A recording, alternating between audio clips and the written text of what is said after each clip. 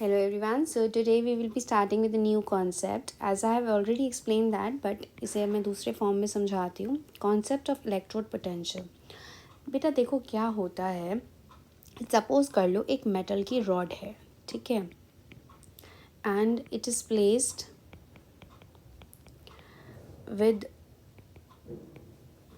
Its own ion.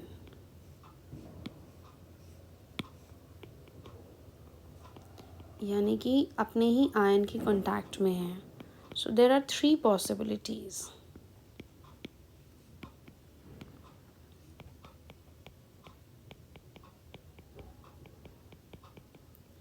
देखो सबसे पहली पॉसिबिलिटी ये रहेगी. देखो ऐसे है हमारा सिस्टम, ये हमारा सॉल्यूशन है और इसमें हमारा रॉड टिप है. ये आपका मेटल है. So we will be studying about all the 3 possibilities. So let's start.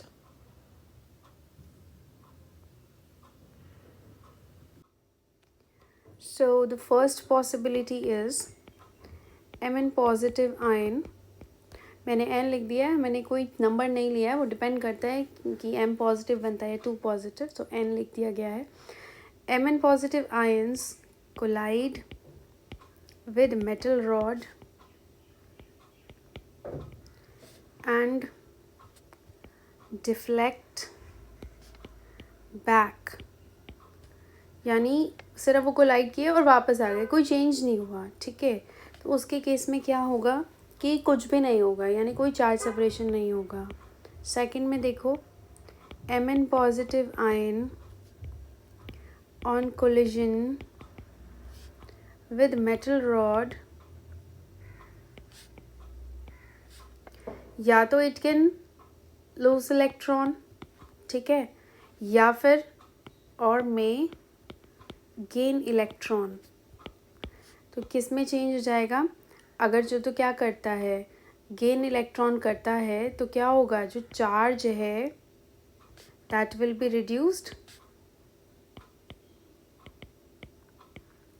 अगर भाई आपके पास 2 चार्ज है और आप सपोज कर लो यहाँ पे 2 पॉजिटिव है और आपने इलेक्ट्रॉन को गेन किया, तो आप अपने चार्ज को कम करोगे ना. अच्छा, तो यहाँ पे मैं एक जनरल केस ले लेती हूँ कि मेटल ने क्या किया है, n पॉजिटिव ने इलेक्ट्रॉन को गेन किया है. तो यहाँ पर सपोज यहाँ पे सिर्फ +1 ही चार्ज था, तो एक इलेक्ट्रॉन को गेन करने के बाद वो भी चार्ज हट जाएगा, तो m पॉजिटिव जो है वो हट जाएगा और आपका m ही रह जाएगा. सो ये पॉसिबिलिटी नंबर 1. सो मैं इसको रिएक्शन 1 लिख देती हूँ. नंबर 3 पॉसिबिलिटी ये है कि जो मेटल एटम है ऑफ मेटल रॉड, जैसे आपने जिंक का इलेक्ट्रोड डिप किया था सोल्यूशन के अंदर, so metal rod of metal atom of the metal rod में लूज इलेक्ट्रॉन, ठीक है, मतलब आपने इलेक्ट्रॉन को निकाल दिया. तो मेटल पहले क्या था, सॉलिड में था. जब आपने इलेक्ट्रॉन को निकाल दिया तो अब आप किस में आ गए, n पॉजिटिव. n पॉजिटिव मैंने इसलिए लिखा है क्योंकि मुझे नहीं पता कि कितने इलेक्ट्रॉन निकाल देगा वो. अगर वो n निकालता तो n पॉजिटिव चार्ज है. तो ये क्या हो गया आपका रिएक्शन नंबर 2, ठीक है. नाउ सी, अब इलेक्ट्रॉन गेन करेगा, यहाँ गेनिंग हो रही है और यहाँ क्या हो रहा है, लॉस हो रहा है. तो क्या होगा, यानी लॉस होगा या गेन होगा, ये डिपेंड करता है nature of that particular element जो आप कंसिडर कर रहे हो, जो भी आपने एटम कंसिडर किया.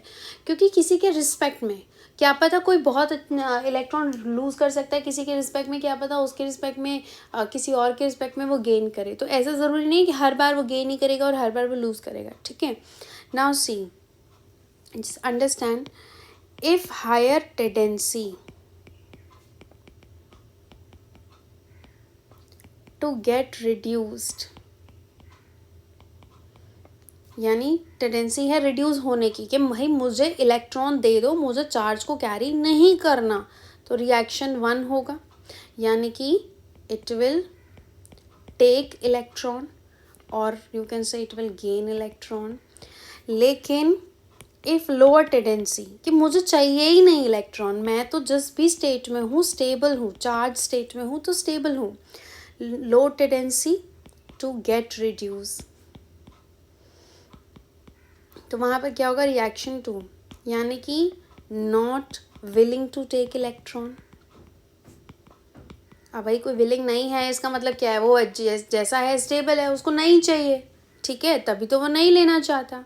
सो दैट्स हाउ ये लेना या देना डिपेंड करता है आपकी टेंडेंसी कितनी है रिड्यूस होने की और आपकी टेंडेंसी कितनी है इलेक्ट्रॉन को गेन करने की या लूज़ करने की, ठीक है.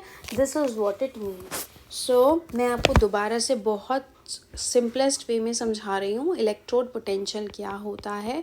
ध्यान से देख लो, उसके बाद we will be starting with a new topic. Electrode potential. So here we go. देखो इलेक्ट्रोड पोटेंशियल के अंदर क्या होता है, कोई भी आपने एक मेटल लिया, ठीक है, उसको N पॉजिटिव में कन्वर्ट कर दिया. चार्ज कुछ भी हो सकता है, डिपेंडिंग, कॉपर है, कॉपर 2 पॉजिटिव भी बन सकता है, कॉपर पॉजिटिव भी बन सकता है. तो इसने क्या किया, N इलेक्ट्रॉन लूज़ कर दिया, ठीक है, बाहर निकाल दिया, तभी उसके ऊपर N पॉजिटिव का चार्ज आ गया, ठीक है.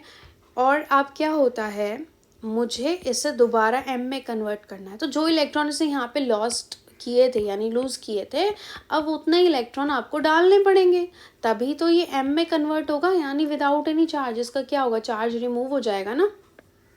Charge will be removed after gaining electron. तो अगर इसका चार्ज रिमूव हो जाएगा, अब देखो ऐसा नहीं है कि इसने इलेक्ट्रॉन गेन करा तो इसकी मर्जी है, ये कभी भी दे दो कभी भी ले लो, ऐसा नहीं होता है. जब आप इलेक्ट्रॉन इसको दे रहे हो तो you need to provide some energy also. तो कितनी एनर्जी हमें प्रोवाइड करनी पड़ेगी, एनर्जी रिलीज भी हो सकती है, तो वो डिपेंड करता है कि एलिमेंट क्या हम ले रहे हैं. मेन इंपॉर्टेंट बात ये है कि कितना इसका पोटेंशियल है वो N इलेक्ट्रॉन लेने का, ताकि N पॉजिटिव से वो कन्वर्ट हो सके M में, ठीक है. हाउ मच पोटेंशियल, कितनी आपकी क्षमता है N पॉजिटिव से M में आने की. How much potential is required for conversion from Mn positive to M. So this is the most important part. You need to note that this is what electrode potential means.